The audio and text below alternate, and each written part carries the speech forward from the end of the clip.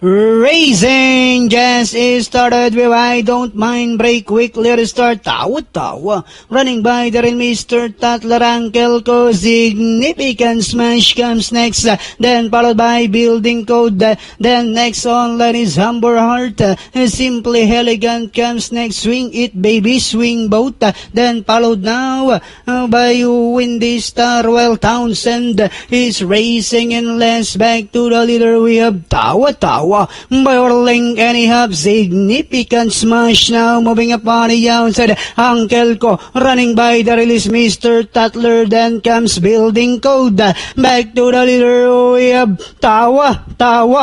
by Orling then here comes significant smash now about to throw the challenge on the outside Uncle Ko comes next then followed now by Mr. Tatler and they are now entering the home stretch tawa significant smash is on the outside with about 150 meters more to run tawa significant smash now moving up on the outside tawa significant smash is on the outside but it's still tawa back to 2 lengths lead and finally it's tawa significant smash humble heart then comes I don't mind simply elegant.